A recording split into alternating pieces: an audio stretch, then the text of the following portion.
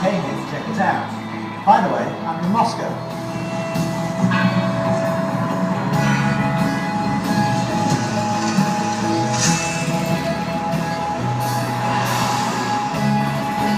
Part of the problem with navigation in Russian is the language. You don't have time to read the names of the streets. You've got to stop to look at a map. Russians asking for help. Some try to help you, some don't. Those who do try to help you, 90% of it don't understand. They're just pointing and waving their arms. So I ended up getting a GPS. It's useful, but it's not completely useful. If you have to take a diversion, you need to stop to type in the new address. And if you miss the last voice instruction, you've got to look down to press the button. You can't take your eyes off the road for too long. It's just not safe. And on the road, especially in Russia, anything can happen.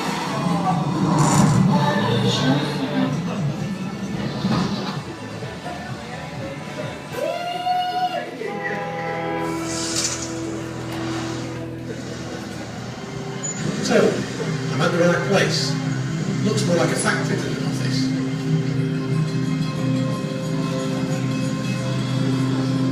Most startup companies progress from a garage or backyard, hopefully to Silicon Valley. Maybe the trend in Russia is to start from a factory.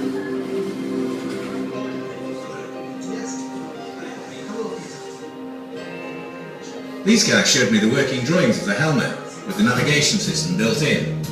It looks really impressive.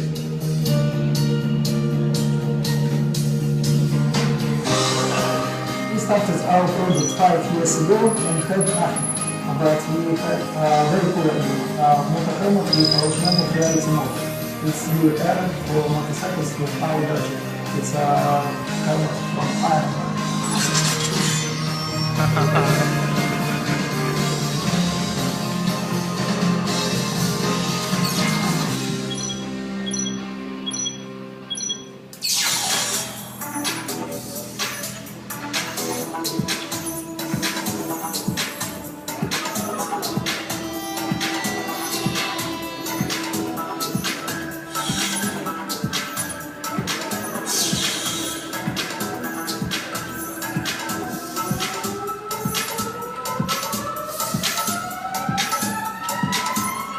The final version of the helmet is going to be made out of carbon fibre.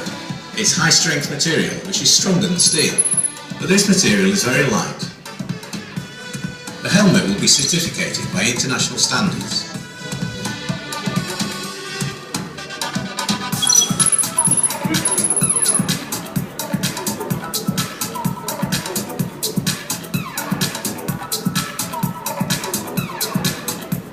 So, what did they change in the construction of the helmet?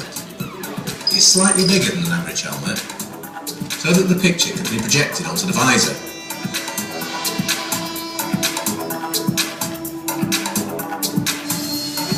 Same technology is used in aviation helmets, and in the new BMW cars. We try to make our interfaces as simple and as friendly as possible. The picture is always in focus. You don't have to switch from the road to the interface. You just look through it and see the interface and the road at the same time.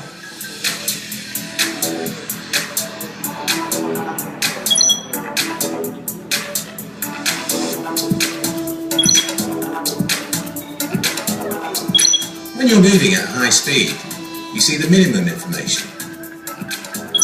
The picture is not very big. It's in the centre. That's the human eye's focus zone.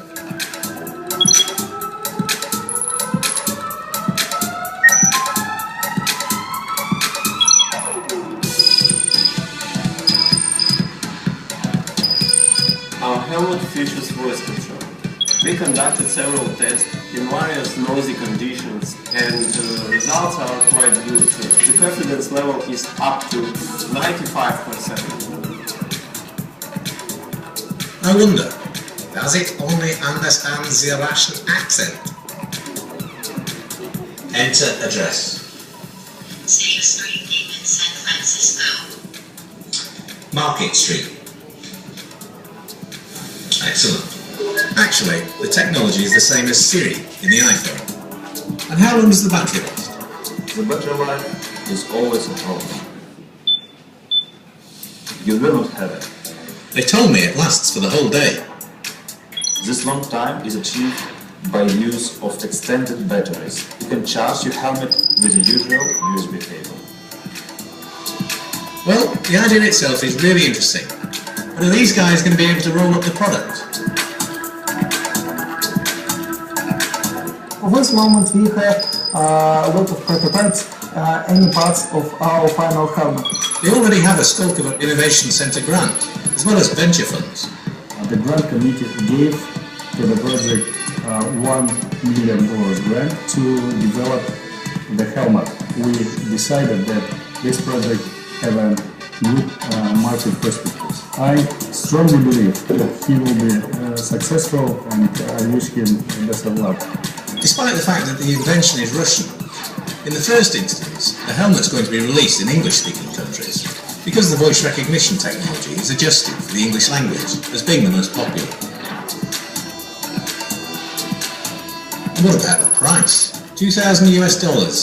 But if you're an early bird, $1,500 US. Well, I hope I'm going to get it for free for taking part in this demo. After all I've seen, I told my friends about the invention. They really like the idea. I believe our gadget will be very helpful for any motorcyclist, and I ask Kickstarter to help our project.